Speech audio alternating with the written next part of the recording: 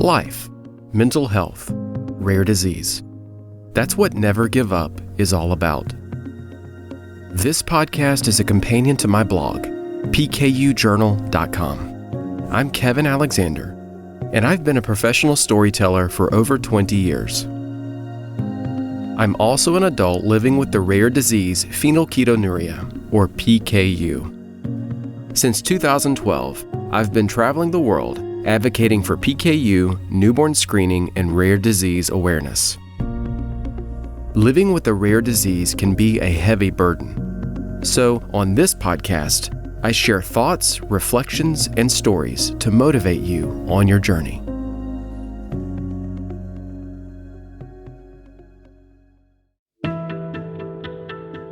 You know those moments in life, the ones when you've been anticipating something for a long time, and then when the day finally arrives, it just feels a bit surreal. Today is one of those days for me. It's Tuesday, October 17th, 2023. At least that's the day when I'm starting to record this episode. I'm on my way to the UK, Birmingham specifically. I'm at the airport right now, waiting for my flight. Tonight, I'll get on a plane, and sometime tomorrow, I'll arrive in Birmingham, or later this week, the ESPKU, or European Society for PKU and Allied Disorders, treated as phenylketonuria, will meet for their annual conference. So, this episode won't be recorded in the studio, like my other episodes. I'm recording this during the trip, whenever I have time, wherever I can. In the airport, at the hotel, any place I can pull out the microphone and start recording. This feels like old times, bringing a story to an audience from the field, like when I was a TV photojournalist years ago. But I'm not filming this week. I might post some reels on social media during the trip, but my focus this week is this episode. And I'm thinking about the power of human connection and the magic that happens in our lives when we find our rare disease community. There are two distinct periods of my life. One season in which I didn't talk about my rare disease very much. I kept to myself, tried to manage it on my own, didn't know anyone else affected by PKU or any other rare disease for that matter, and just tried to take it day by day, and trying to live with anxiety and depression. Experiences I've discussed before on this podcast. If you're new to this show, at some point I recommend you go back and listen to season 1. I shared many of my life experiences in that season, especially the first episode where I shared my mental health story, the journey of how I went from working in television photojournalism to investing so much of my life in PKU, newborn screening, and rare disease advocacy. And that is what this second season of my life has been all about. I've spent over a decade involved in advocacy because I connected with my rare disease community, met people from around the world, and saw a different vision for what my life could become. It's been a long time since my last international advocacy trip. I've re-engaged with my rare disease community in the United States, but on this trip, I'll reconnect with people in the international PKU community whom I met years ago, and I'm also looking forward to meeting others I've known on social media for a long time. So, all week, I'm going to be thinking about what my rare disease community means to me and how our lives can become so enriched and fulfilled when we open ourselves up to a world much bigger than we've ever imagined.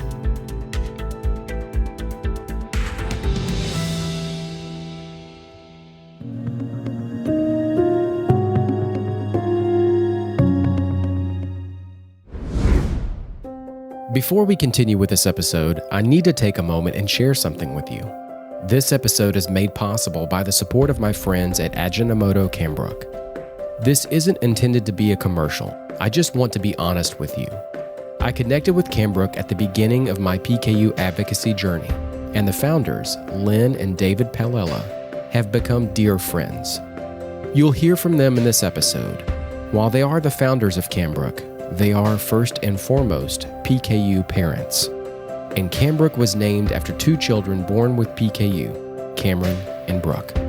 If you want to learn more about my experiences with Cambrook products, the PKU medical drinks I've used over the years, and what I currently drink, head over to my blog, pkujournal.com.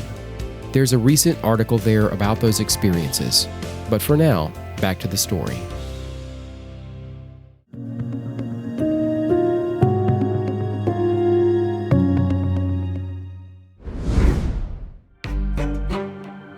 It's now Wednesday, October 18th, about 2 p.m. local time, 7 a.m. back home, and I'm at the airport in Paris, waiting for my connecting flight to Birmingham. Now that I think about it, my previous international advocacy trip was in 2015 for the ESPKU conference in Berlin. I went with a friend of mine from the US, Paul. We didn't plan our trips together, but it just so happens that we left from the same airport, on the same airline, and on the same flight. I spoke at that conference and also produced a video for ESPKU about the event. Being overseas like that with friends in the PKU community from back home, it was amazing. Besides my friend Paul, a few of my other friends were there, people who will appear later in this episode. I'll interview them soon after I arrive in Birmingham. And the first person I'll meet up with is my good friend Mark Edwards. He also has PKU, and we met in person at that previous ESPKU conference in Berlin. Mark is a really good friend. In those few years I was away from the PKU community, hardly on social media at all, and disconnected from so many friends I had met over the years. Mark reached out from time to time to check on me, just to see how I was doing. And so, I couldn't wait to tell him that I'm coming to the conference this year. And then I found out we're both speaking on the same panel of adults with PKU. He's meeting me at the airport and giving me a ride over to the hotel.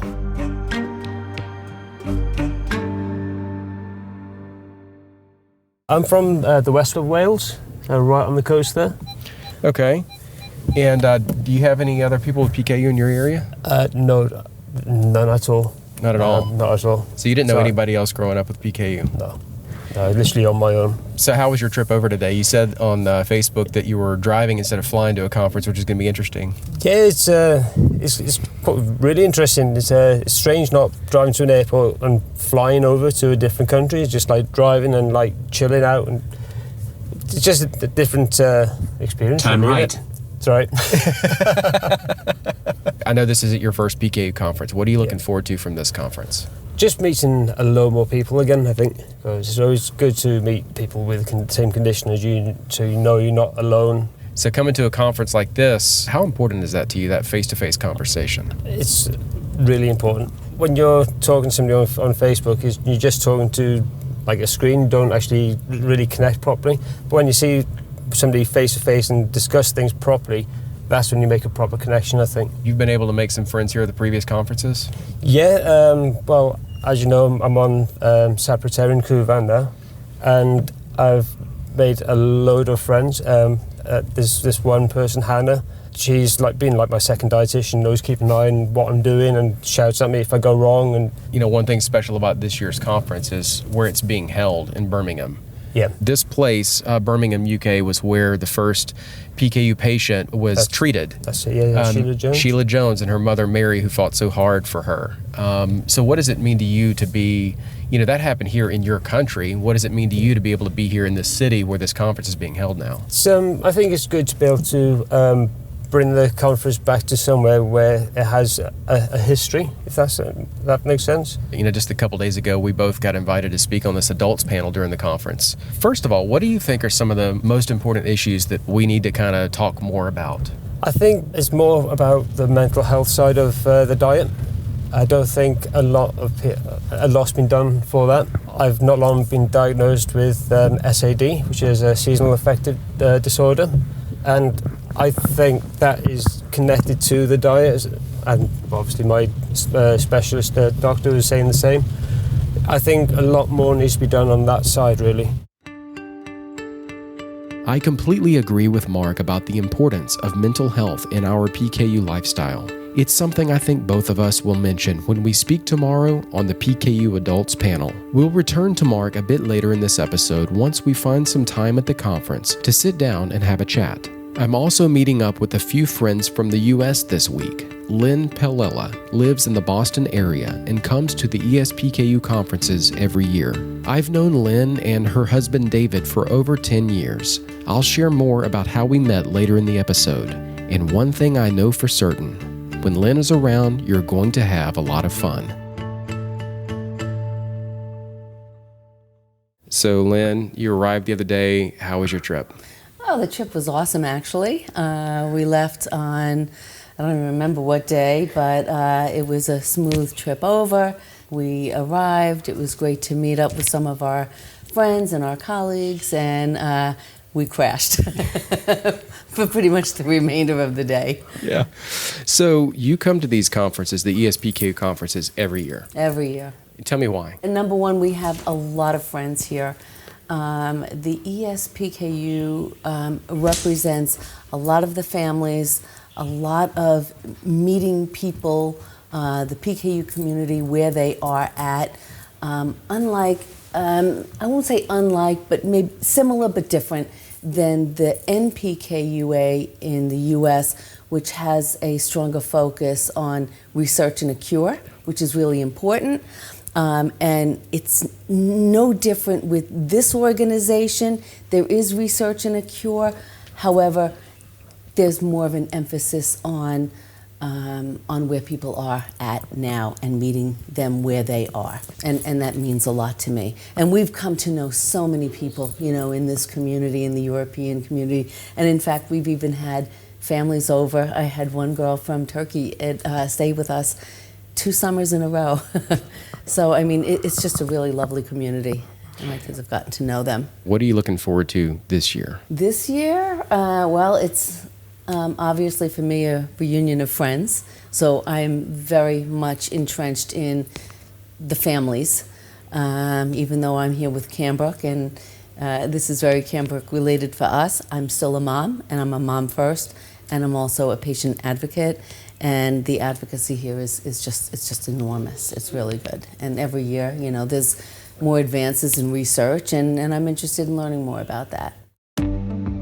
Another friend who is joining us, Will Singletary. I'll share more about how I met Will later in the episode. But for now, I'll just say that I've known his family a long time. This will be his first time at an ESPKU conference, but he's no stranger to PKU conferences or meeting others with PKU. He has had friends in the community throughout his life, and we've certainly crossed paths many times. The trip was long, took about 24 hours full trip to get here. First time traveling overseas, it was a lot different than traveling domestically, just the atmosphere of the flight, getting into London and then trying to deal with all the trains. I've been to DC, I've dealt with the metro before, but not in this capacity. What does it mean to you to know that this isn't just your first international trip, but this is also your first PKU conference outside of the US? It's definitely a new experience, but familiar in a way. It's a birthday present, among other things. My 18th birthday was just a couple days ago, so I chose to spend my time here having a bunch of fun listening to new perspectives, new research, and a whole new world of PKU and what people have to say outside of the US. You're an adult now. Yep. And on one of your first experiences as an adult is being at a PKU conference. What's that like for you? I think it's a bit of a testament to how important PKU is to my life. PKU affects every part of my life, which is just how PKU works. But a lot of my PKU experience has been trying to set aside PKU as a limitation and accept it as empowerment and not something to hold me back. And I think this conference only strengthens that point. Me choosing to spend my first couple days as a real adult learning more about PKU and strengthening my ties with the PKU community so I can learn more, help more people, and have a broader perspective. So you talk about that, your PKU community, which you've been connected your entire life. You've been going to conferences your entire life. I have. What do you enjoy most about them? Meeting new people and learning more about their experience and their perspective. Because one of the hardest things about having a rare disease is it's rare. You don't see many other people with a similar situation to you. You have doctors, you have dietitians, you have friends, you have family that can sympathize, but they really don't know what it's like. But going to a conference where you can meet people your age and people that are older than you that can act as mentors who have been through your struggles, not struggles they think you have. They know what you've been through and what you may go through, and they can give you a new perspective, new ideas, and can help you through those tough times. Coming from the NPKUA, this is similar but not the same. There's going to be differences, and I want to know what they are. I want to find out. And just getting to interact and meet other people with PKU in the international community. Absolutely. It's been a long trip, and the conference begins later today. It's 5:30 a.m., and I've been up for a few hours already. That's because of jet lag, yes, but also worry because of something else I haven't told you about yet. I arrived a few days ago, but my luggage did not. The airline has found it, but hasn't delivered it to me yet. And do you know what is in my luggage? The majority of my PKU medical drink and other medications. I had some in my carry-on, but we'll have to see if someone around here has some extra today that I can have. I waited all day yesterday, and after it didn't arrive, I had to go shopping for clothes. Some souvenirs from my trip to the UK, and I'll certainly remember the story about how I got those clothes. Mark and I talked about this on our drive from the airport after we stopped recording, and he had a great point. I tried to record it, but it was raining and the background noise was too loud. But he pointed out that this is the kind of worry and stress we have to deal with. If you miss a dose of your PKU medical drink or medication, you wonder, am I damaging my brain today? You do the best you can, and in situations like this, I try not to let it make me too anxious. But honestly, this morning it got to me, and I was wide awake at 3:30. But I am here with my community, people who understand these challenges and the worry they bring, and that does provide me some comfort. The conference begins in a few hours, and I'll interview Mark, Lynn, and Will again a bit later. I'll tell you more of their story and how we met, but I'm also looking forward to interviewing others I meet at the conference, some of whom I know from the previous ESPKU conference I attended or through social media. I love getting to meet people in the PKU community in person. It's my favorite thing in the world, and I can't wait. But for now, since sleep hasn't called me, I guess caffeine will have to do. This truly is an international conference. The ESPKU is composed of member nations from across Europe, and this event is the main gathering place for the organization. But this year is special, and this location is special, because it was here in Birmingham 70 years ago this year that the first treatment for PKU was developed. And that changed the course of history for those living with PKU. Sheila Jones had PKU and was the first person to receive treatment. That happened at Birmingham Children's Hospital, not far from where this conference is being held.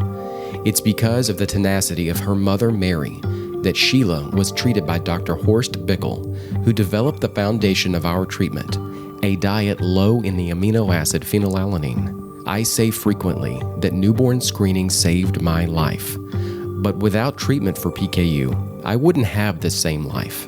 And for our community to be here where history was made is truly inspiring. PKU is a fascinating story about the discovery of a rare disease and the incredible breakthroughs that happen within a generation. This rare disease was discovered in the 1930s. The first treatment was developed here in the 1950s, and the newborn screening began in the 1960s. And since then, we've made incredible progress. New treatments have been developed over the years, but also our community was born. And here we are today, our generation, at this conference, learning more about how to live with this rare disease and developing relationships with each other. Relationships that transcend geographical distance and cultural barriers. We are one global community. And while I'm here, I can't help but think that the kind of progress that's been made in our community, I want to see that happen in other rare disease communities. And I'm beginning to believe that the best way we can do that is to not isolate ourselves within our specific communities like the PKU community, but reach out to those affected by other rare diseases, come together as one global community, learn from each other, and help each other in the fight for a timely diagnosis and effective treatments. And so, as I speak to people here at the conference, I want to know what it means to them to be here where PKU history was made and what the PKU community means to them. My name is Tobias Hagedorn, and I'm coming from Germany. My relation to PKU is probably quite rare in this community because I am a husband of a PKU patient. And together as a family we have two beautiful kids, grown-ups already. Kids is no longer valid, 24 and 18 years old. My role here is I'm the secretary of the ESPKU. That is a voluntary position. But beyond that, I'm also the director of the German PKU Association. So it's more or less my profession to advocate for PKU. Birmingham and PKU come together because Birmingham has a great history in PKU research and in PKU treatment. When Asbjørn Følling in the mid of the 30s detected or found PKU, that was great to have a name for a disease, but it didn't help patients because we didn't have a treatment and we didn't have a diagnosis. And in the mid of the 50s, one of these issues has been resolved right here in Birmingham. It was a German professor, Horst Bickel, together with his UK colleagues Evelyn Hickmans and John Jarrett in the Birmingham Children's Hospital, who developed the nutritional therapy, as I call it, for PKU. And that happened not because they were so much interested in PKU. They became interested because there was one mom, Mary Jones, who was persistent and approached them and said, you have diagnosed my daughter, that's great, now we have a name for the disease. However, I do not want fancy science, I do want a treatment for my daughter. And she was so persistent that finally she convinced these three professionals to develop something and to figure out how it could work, and they have been successful. So effectively, that was where it all started off when we discussed nutritional therapy or the PKU diet for common. That all started here, just a few hundred meters away from here at the Birmingham Children's Hospital. My name's Richard. I'm from the UK, specifically South UK, in Bedfordshire. And in relation to PKU is I have PKU. I'm a PKU patient, an adult. What does it mean to you to be here? I mean, this event's happening in your country, but what does it mean to be here in Birmingham where the treatment for PKU was first developed? Yeah, of course. So for me, yeah, it's special, isn't it? I've been out of the community for so long, isolated away, and I've only learnt of this in the last few years, really. But for it to be here in Birmingham where the first person was treated, that's crazy. I just think that's special, really. So for me, it was really important that I come over. I am Alexandra. I'm from Portugal. I have 24 years old and I have PKU. For me, it's really important to be here. I had the opportunity to visit Children's Hospital on Thursday, so it was really emotional for me because it has all the things of Sheila Jones exposed and all the tubes they make the medication on, the first medication on. So it was really moving for me, and it's really a big opportunity for me to be able to be with people that I recognize that are the same as me. My name is Manuela Stecher.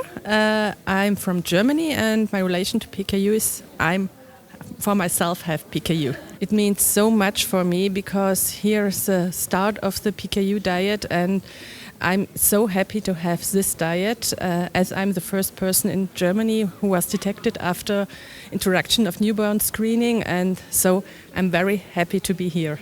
My name is Małgorzata Henek. I am from Poland and I am an adult PKU. The reason why we are here is Sheila Jones and her mother Mary. So history was made here and it's so special. This place has this vibe. If you had a chance to go outside and see Birmingham Hospital, where everything happened, it gives you this chills. This is an amazing place to be. Hello, I'm Duncan Noble Nesbitt, and I'm from Norwich, East Anglia, UK. And my relationship to PKU is I was found by the NAPI test before Guthrie tests were brought in the UK, and been on treatment, dietary treatment ever since, and I'm now 56. So I've had 56 years of following the PKU diet and being involved in various ways. My role in the PKU community is that as part of the National Society of PKU, NSPKU, I was born in 67, so in the 60s, before there was any support societies. The NSPKU was founded in 1973. We were actually living in the States at the time when it was formed. And when we came back, my parents joined when I was 7 years old, and that was the first time that I met a PKU, another person with PKU, other than my younger brother.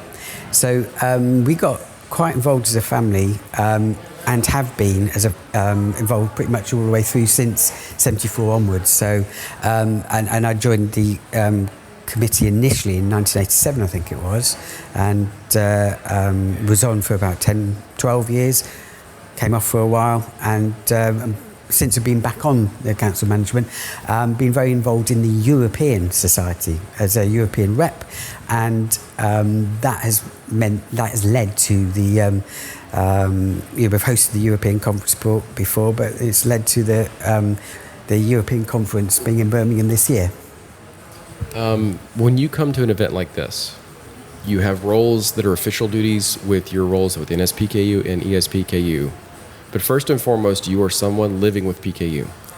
What does it mean to you to come to an event like this and to connect with other people who are affected by your rare disease? It's such an important and such a rewarding and in some ways, because I've been coming along to them for quite a long period of time, it's almost part of my life. However, it's so great to meet people that have come along to the first time, or people that haven't really engaged or haven't been able to, or haven't known about the support that's available, to be able to see the connection, see the involvement, and see how much they gain from coming along to events such as this, the ESPKU, and I have seen that this weekend as well. And from my point of view, it's being with people who almost unsaid, unknown, there's a connection. You know how you're dealing with your own condition, and there's lots of unspoken things that you, when you meet people out of the rare disease community, that you would have to explain or you'd have to be conversant with. But just knowing that people have that familiarity and know that it creates this bond, the shared experience between nations, between individuals, between groups of friends that have developed through meeting these events. So over the years, it's such a great thing to be part of. My name is Markéta Ryšová. I'm from the Czech Republic and I'm a PKU patient. How is being part of this rare disease community helping your life, and how is it changing your life in some way? So for me, it is really the major part of motivation and giving me kind of strength to go through the year, because this event is every year and I've been going for many years actually. It is not really easy because when you're back in your home and you don't really have anybody around you to understand what you go through, it's nice once a year that you actually have the people and you can talk and you can see okay, what I was feeling or what I went through, it's actually something that I'm not alone in, which is an amazing thing to know. So for me, these conferences, these meetings and the socializing with other PKU patients, it's really important for me. It helps me to keep the diet on. It helps me to stay positive and optimistic, even though sometimes it's not really easy. I'm Timon. I'm from Vienna, from Austria, and I'm a PKU patient myself. How did connecting with your rare disease community change your life? To be honest, it didn't change my life because I feel like I was born into it. My father was an advocate and was in the board member of the Austrian PKU Association for a long time. He was the treasurer of the ESPKU for a long time. So I think the first ESPKU that I attended, I was 2 years old. And since then, I'm a regular. You could say I'm a ESPKU veteran. I'm Daniel Ormrod, and I'm from England. PKU, I have it, and it's been in my family for 30 years. How did connecting with this rare disease community change your life? It made me feel less alone, even with the couple of members of my family that know about PKU and have dealt with it for so long. It just makes you feel less alone. I'm Richard Noble Nesbitt. I'm 51 years old and I have classical PKU. What does it mean to you to connect with your rare disease community? So for me, it's slightly different. I have an older brother with PKU. So I've always known someone else with PKU, which makes it a little bit different to other people that are a bit more isolated. But also my parents were very involved in the community in the early days, even though there might have been some opposition to that initially in the UK. They kind of went through that and created support groups, and we always went to events. So even though I always had my brother there, we also were well connected early on. So I was born in 1972. The first NSPKU meeting was 1973, I think. So it was literally a year after I was born that they started it. And I think we could count for the first 15 years where we'd maybe missed one conference, an annual conference. So that meant every year we had that kind of community element. And there's some people now I can even recognise from back there that I haven't seen for 10 years. Like, for example, I caught up with a PKU friend this time that I haven't seen for about 8-9 years. But it's still that sense of community where we were sharing stories and things like that, which is really important and really valuable, I find. I'm Annie. I'm 24.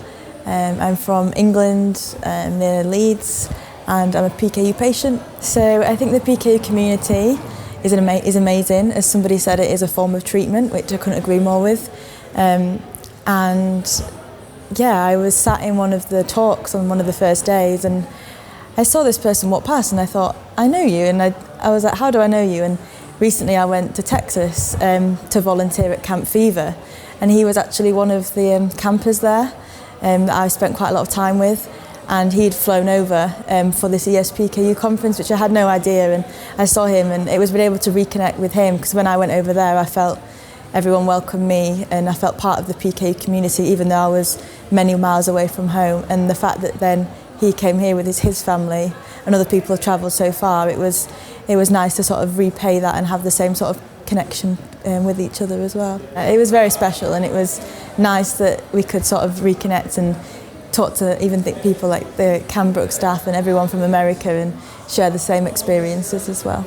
So I worked with Cambrook for quite a few months when I was studying at university, and they eventually, I told them about Camp Fever, and they actually funded part of the money for the flights over there, because they were sort of impressed with the work I'd done with them, and they thought it was important that I went over there and volunteered and helped other PKU children as well. Having everyone working together helps sort of bring the community together, but also have a more effective sort of treatment and support. So whether it's patients, parents, families, if you're working in research, if you're in industry, it helps. For instance, the research helps the industry, it helps the products, then the products help the patients, which then relieves the sort of strain and burden, if you like, on parents. So I think having that ability to all come together and help each other in any way helps sort of strengthen the bond that we have, but also the success of any treatments and sort of quality of life as well. I want to return to those 3 friends I spoke with earlier, Mark, Lynn, and Will. I have history with each of them, and so I want to spend some time here exploring this idea of community in a deeper way. Yes, I'm here at a PKU conference, but what I'm really exploring is how these communities pop up around our rare diseases and become such a central part of our lives. The shared experience of living with a rare disease is something I talk about frequently. It's not just the aspects of treatment for our rare disease that unite us, if we even have any. Remember, 95% of all rare diseases don't have a treatment at all. The PKU community has treatments because of our long history of research and development.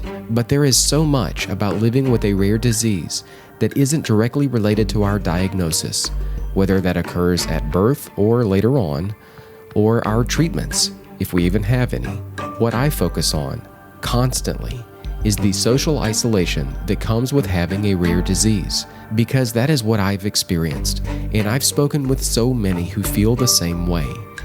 and I shared my thoughts on this subject when I spoke on a panel of other PKU adults at this event. The way I cope with isolation is by engaging with my rare disease community. And so, let's turn back to Mark's story. We met on social media years ago. I don't remember exactly when. We've been friends for so long, and our friendship is so profound to me that I feel like I've always known him. Never mind that I live in the United States, and he lives in the United Kingdom, in Wales. When we met in person at the 2015 ESPKU conference, it felt like meeting a long-lost brother. I've had a few experiences like that at PKU conferences, meeting people who then later feel like family. But it was the first time it happened at an international event. We hung out all weekend at that conference and have been dear friends ever since. Mark, tell me what life was like for you before you started meeting other people with PKU. It's very lonely, if you like. I mean, I was the only one with the condition in West Wales. I knew nobody else with the condition. My brothers and sisters, they don't have the condition. So I was really on my own, basically, relying on medical professionals, and my parents were relying on them as well. And where exactly are you from in Wales again? I'm on the west coast, so right on the edge. So rural community? Very rural. So you didn't know anybody else with PKU growing up. And tell me about the experience you had. You've told me before about this experience you had finally getting a chance to meet someone in person. Tell me a little bit about that trip and what it was like for you. It was, to begin with, it was very nerve-wracking because I obviously haven't met anyone with the condition. Then when I actually finally met somebody with the condition, it was like being given a new life, and being able to talk to somebody who shared your concerns and who was going through the exact same things you were. So it was good. And tell me about that. So that was a trip to Scotland, is that right? That was, yeah. And what was that like? It's crazy. I mean, I just started talking to this person with PKU over Facebook. You actually introduced me, I think, and you actually gave me encouragement to do it. And I thought, let's just do it. So I remember getting on the plane, nervous as hell, thinking, what the hell am I doing? But then when we got there, he just pulled up in the car and said, go on, get in, I've only got a few minutes, got to get out again before they start charging. Yeah, it was good. It's just like as if we were best mates, and to this day we still are friends. Yeah, I hear you speak about him frequently. He's actually coming down to Wales in a few days' time. Let's talk now in more detail about the 2015 ESPKU conference in Berlin. That was where we first finally had a chance to meet in person after knowing each other forever on Facebook. What was it like for you to finally meet so many others? I mean, you'd met Mark already, I believe, by that point. But this was your first opportunity to go to a conference and to meet so many other people. What was that like for you? Again, that was very nerve-wracking. Like, seeing one person's all right, but seeing a load of people, like, wow. And of course, like you said, that's the first time I got to meet you. I've seen your video on YouTube, and that inspired me to keep going, so if you like. And to me, it was like meeting your TV star. but okay, that's Mark, you're gonna embarrass me now. But no, that's what it was like, So a little bit earlier today, we both spoke on this adults panel. Me representing the U.S., you representing Wales, and we had two friends. One was representing Croatia, and one was representing the Czech Republic. And what was it like for you to speak on that? To begin with, very nerve-wracking. I was trying to head towards the bar before we actually went to the chat, but it was all right. But like I was explaining in the chat, it feels as if we're all family. What can I say about Lynn Palella? Well, she's been a friend ever since I began my journey in PKU advocacy. Lynn and her husband David founded Cambrook Foods, now known as Ajinomoto Cambrook. They're well known in the PKU community as one of our sources for low-protein foods and PKU medical drinks. I know that many people refer to those drinks as formula. I've said it a few times, but I prefer the term medical drinks because people think of babies when you say the word formula. Anyway, early on in my journey, just a few months after I released my film, My PKU Life, I received an invitation to speak at an event Cambrook hosted at their headquarters in Ayer, Massachusetts. My wife went with me and we spent some time in the Boston area. And during the trip, we met Lynn and David and have been friends ever since. One of the reasons I felt that connection to them, they weren't just founders of a company. They have 2 children with PKU, Cameron and Brooke, hence Cambrook. I say children, but they're adults now. Lynn is a founding member of the New England Connection for PKU and Allied Disorders, or NECPAD, and much of her life is spent advocating for PKU awareness and legislation. People in our community know her for her public role at Cambrook, but what I want to discuss with her on this trip is about that other side of her life, not as a professional, but as a PKU parent, advocate, and member of our community. Okay, Lynn, first, let's talk about your most important role in this community. You are first and foremost a PKU parent. Your kids are grown up now, but tell me about what your life was like when they were growing up. So, I've always said my most important role and title is mom.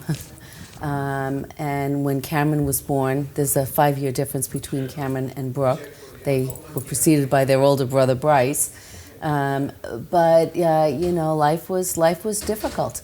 I actually have a triple whammy. Most people don't know that about my kids, but my firstborn, Bryce, was born with congenital heart disease. He had 3 major defects. So when Cameron was born, we focused on, oh my gosh, is his heart okay? Is he okay? Because we almost lost our first son. And his heart was great, everything was good. We go home, 3 days later we get the call, Cameron has PKU. It's like, PK what? And, that set us on a brand new journey. And then Brooke was born 5 years later. Cameron, probably just about a year after Cameron was born, I got very involved in advocacy. I needed to know more parents, and, I needed some support, only to find out that my role in getting support was also to give support.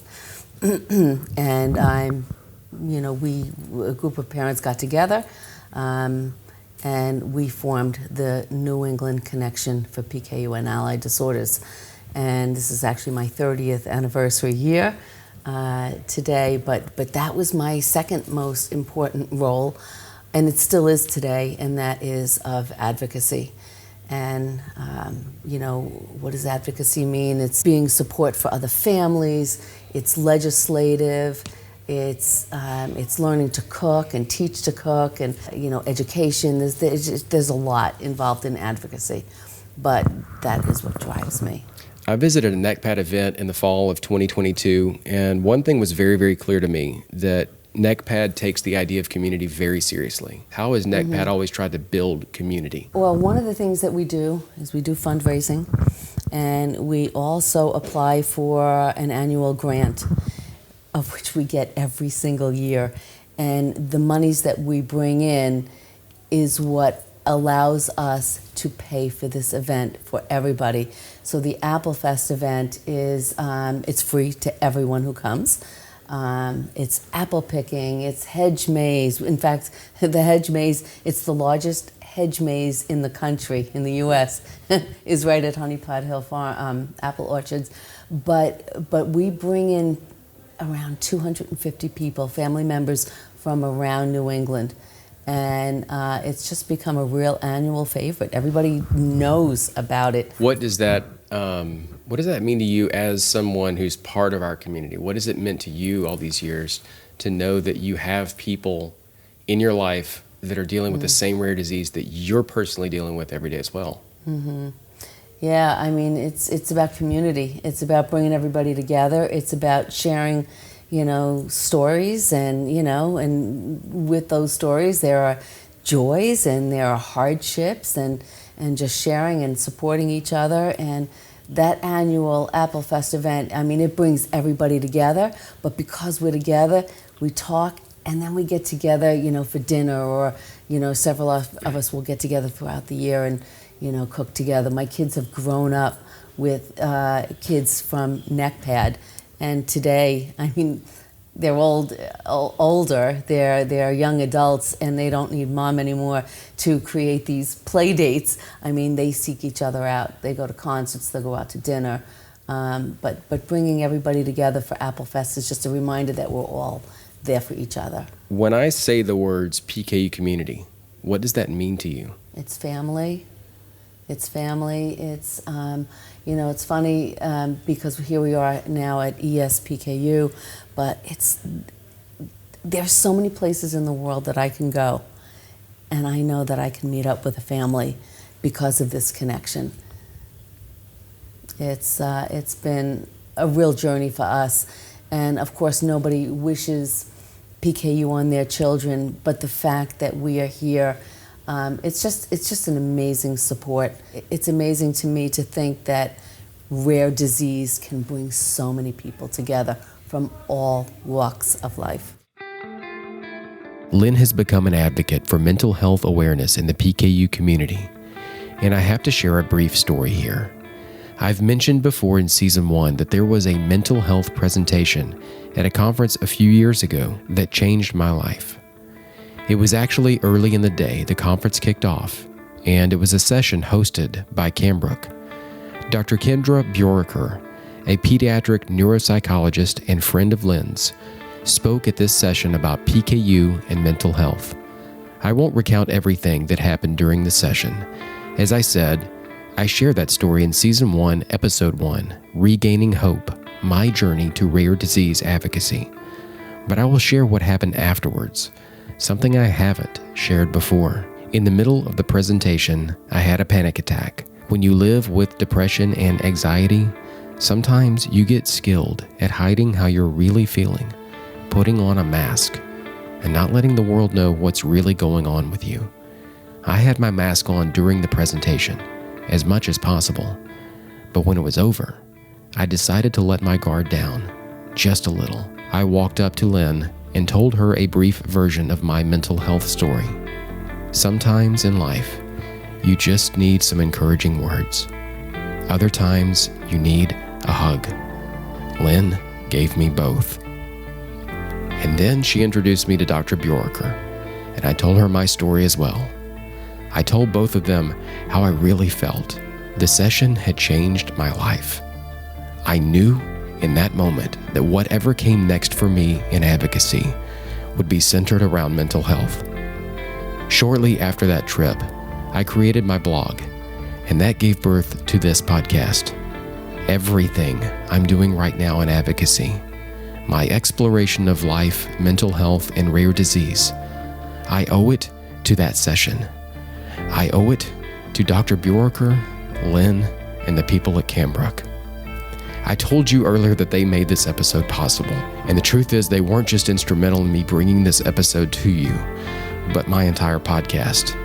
If you are open to it, something you hear at a rare disease conference, whether it's part of the official agenda or it's something at one of the sponsored sessions brought to you by an industry partner, or it's a conversation with friends, anything you encounter at a conference has the potential to change your life.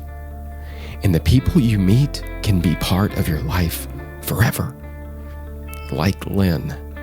We caught up again at Rare Disease Week 2023, where a group of us from the PKU community met up and stuck together all week, including the next person I'll speak with again, my friend, Will Singletary.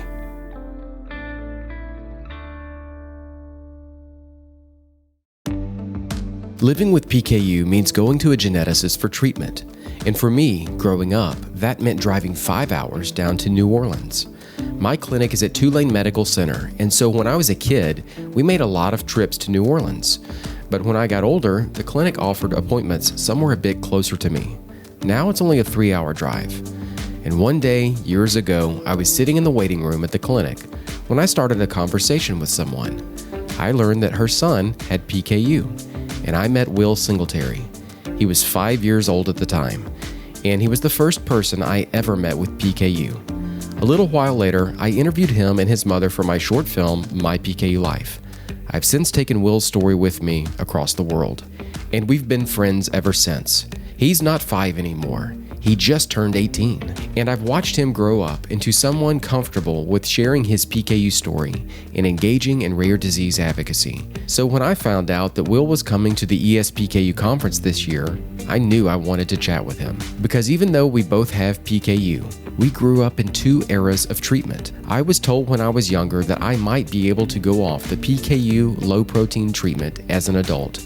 He grew up with the phrase, treatment for life. I didn't know anyone else when I was younger. He grew up in a time when there were so many opportunities to connect with others in the community. And I want to hear from him how that has influenced his attitude about living with PKU in his rare disease advocacy journey. His journey began as a child, meeting others in the PKU community. Then he started engaging in PKU and rare disease advocacy in the U.S. And now he's here on his first international advocacy trip at the 2023 ESPKU conference. When you were a child, you had opportunities to meet others affected by PKU. What was that like for you, and what were some of those experiences? So when I was younger, and even younger than this, but this is the first experience I actively remember, there was a summer camp every summer in the middle of nowhere, Texas, called Camp Fever. And Camp Fever is a summer camp for people with PKU. And since anyone with PKU pretty much can't attend a regular summer camp because they can't handle managing the diet, Camp Fever was just this little island of hope in the middle of summer for everyone with PKU, where you got to meet a bunch of new people with PKU and make new friends. And every year you could come back, see those same friends, how they grew, and have a fantastic summer experience with them, while having your PKU almost flawlessly managed by a team of geneticists and dietitians. This camp in the middle of summer was just so much fun for me growing up, because I had just a way to connect to people that was outside of the genetics clinic, and I could see people in a more kid kind of way than a genetics clinic kind of way. We hung out all week at Rare Disease Week in 2023, and I know that you were able to connect with other people who also live with a rare disease at that event. What was that like for you? You know, you've been involved in your rare disease community, but at that event, you were able to branch out and start meeting with other people living with other rare diseases and getting involved in advocacy, you know, with people your age. What was that experience like for you? It was very fun, a bit different, but I really liked it. So I went to this Rare Disease Week, and I was planning on advocating to Texas and Louisiana lawmakers about the Medical Nutrition Equity Act, which is specifically focused on inborn errors of metabolism and diseases treated similar to PKU. But while I was there, I met so many people with so many other rare diseases, specifically at this YAR event, which has the silliest name, and it was awesome.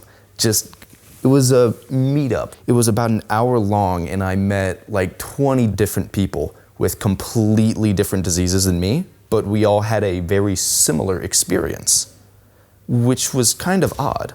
I thought it would be a little bit different and we'd all have a bit of a different story to share, but they all kind of lined up. And at the end of it, I just felt so much more connected to a group of people that I had never even known existed before the fact. It's now Sunday, October 22nd. The conference is over, and tomorrow I'm going home.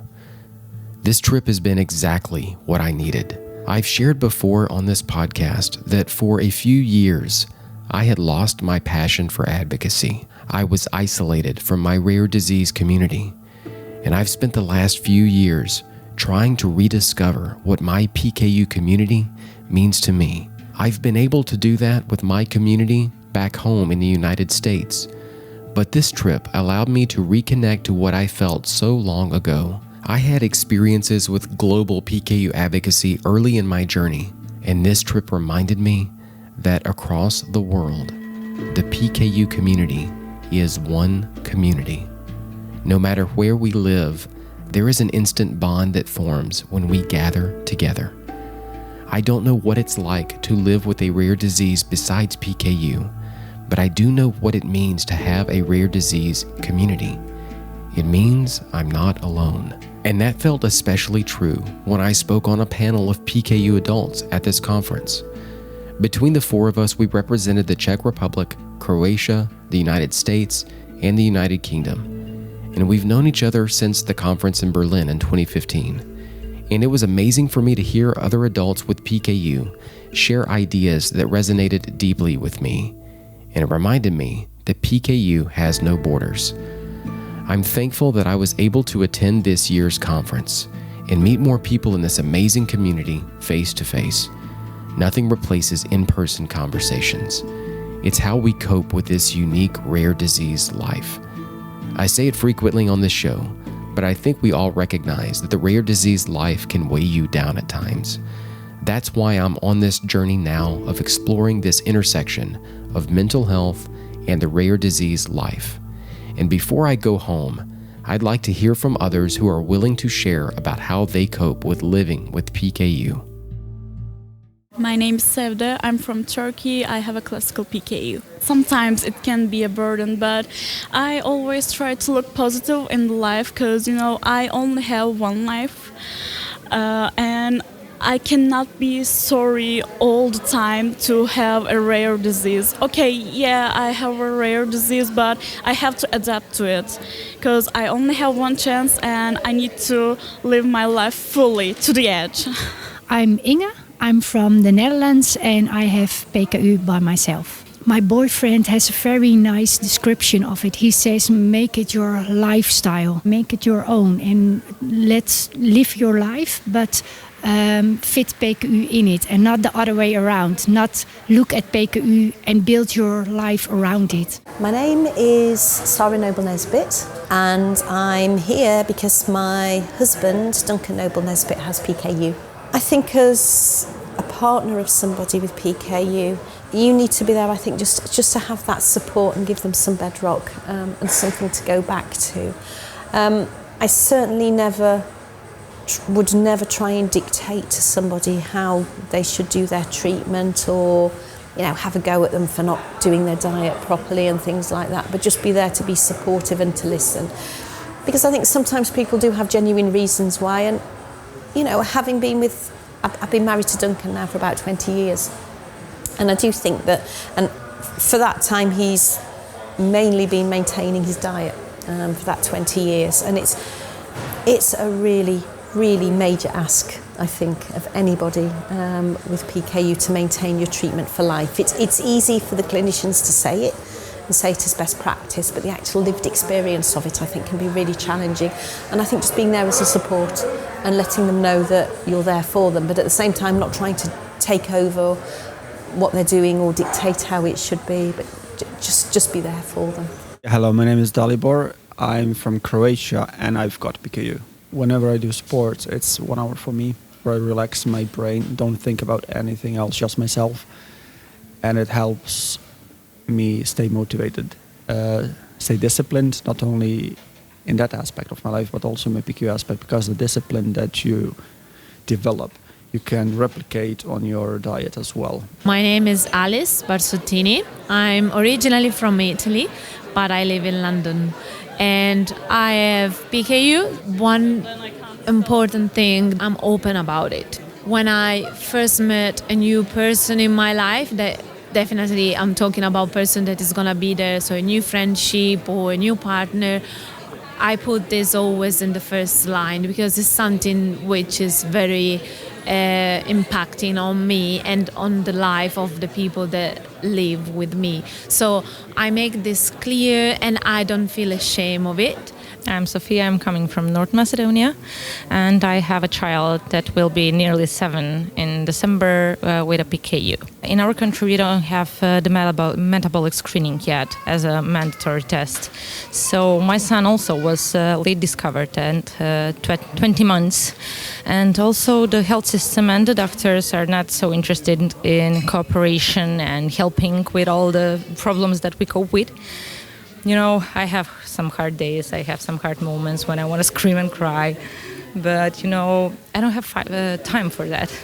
I don't have time, and I have the desire to help to every other patient that will be diagnosed in our country and to give all the knowledge and information that I have so they don't have to go through everything that I went. My name is Agata. I was born in Poland, but I live in Spain, and I am PKU patient. Well, I'm definitely not the best patient in the world. I struggle with the diet. It's not that I am 100% compliant. I do feel better when I'm on diet. I can feel my mood changing almost immediately when I go more relaxed. So I try to stick to that. And it's been challenging. Actually, I had this personal situation when I was offered a job in Mexico. So I went there and I was happy. And I struggled for 3 years actually to get the formula or covered. And that was the time maybe I realized that it's not that we can do everything, that there will be always barriers. We cannot fight, and there are social barriers and so on. And it is very important for me to take care of myself, to realize that there are some things I will be doing in a different way than other people. Maybe I have to be more slowly, more aware of some aspects of my life. My name is Hendrik Ströhle. I'm 26 years old now, and I live in Stuttgart, which is in Germany, so south of Germany. Living with any rare disease can be difficult at times. How do you cope with that? How do you handle that? What is helping me a lot is to have clear structures in my everyday life, and knowing where I am going to eat, what I am going to cook. So the more I'm in my, you could almost say in my comfort zone, the better it works for me. But then also, I don't want to be stuck in my comfort zone for the most part of my life. So I'm still, it's always a challenge to figure out, okay, how can I go abroad? How can I maybe live abroad for a while? This is a struggle that, especially when you're very engaged, when you have like a full day, that you cannot forget yourself. You have to take care of yourself and say, okay, now I'll do a break now, I will eat now, and take care of myself. I'm Lal, I'm from Turkey, and I'm a PKU patient, and I'm 22 years old. Before, I wouldn't understand, of course, the seriousness of the disease, but more that I grow up, of course, more difficulties and challenges I face with. But I'm an optimistic person in general, and I've been telling myself, okay, obstacle is the way. And PKU has brought me really good things too, beside all of these challenges. So I'm just trying to, focus on that part. And of course, I'm trying to build a personality of Lal beside PKU. I mean, I'm not just PKU. I have a personality which is way more interesting than what I have as a disease. So I'm always trying to focus on my hobbies, what I love, my career, and then PKU is just like a part of me. My name's Christopher Cassidy. I'm from Armagh in Northern Ireland, and my relationship with PKU is my son's got PKU and he's 12. Living with a rare disease, and I say that meaning if you're a parent, you live with it in a different way. You're affected by it every single day. What do you do to try to cope with that? I try to educate Dara that he has PKU for life. PKU does not have him. That's a big staple of life. And that even though he has it, he can do other things to make it life rewarding. I am Carolina. I'm from Lithuania and I'm a patient. What do you do to try to maintain a healthy attitude and to cope with it? We talk. We call our director of our association, Dela. She's amazing. We just call to her, and we don't have medicine. We are out of food. We don't know how to make something. We don't know anything. We just call her. She will give the contact. She will answer the question. She will do everything, We call each other. We call other moms, maybe my mom, some people's moms, who have PKU too. We just contact. We communicate all the time. My name is Bernadette Gilroy. I'm from Ireland, and I am a parent to a child with PKU. I'm a PKU advocate and a PKU researcher. This lifestyle, this rare disease lifestyle, can have a burden at times. It's difficult to deal with the treatment. It's still difficult to deal with everything surrounding PKU. Even when we have other things in life, it can have an impact on our ability to cope with being affected by a rare disease. What are some things that you do to try to maintain a positive attitude, to remain healthy, and to cope? I think self-care as a parent is absolutely so important, and the more you know, you look after yourself, the more you're actually looking after your child. And it's part of the management of PKU is actually the parent looking after themselves. Very often, particularly mothers, we forget about ourselves. This is not new information, like generally as moms. And then when you have moms of kids who have rare conditions, even more so, because we prioritize the needs of our child. We want the best for our child and very often forget about ourselves. So it's understanding, you know, in a moment, how am I feeling right now and what can I do to support myself better right now? That is my daily mantra at times when PKU is challenging for me.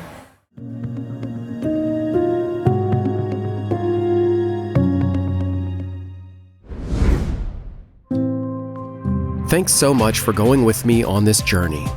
This exploration of life, mental health, and rare disease. If you'd like to connect with me outside of this show, I'm on Instagram and Facebook. That info is in the show notes. And there's my blog, pkujournal.com. I write about my life with PKU, my experiences in advocacy, and you'll also find some of my videos there. Thank you again for listening, and now some closing thoughts.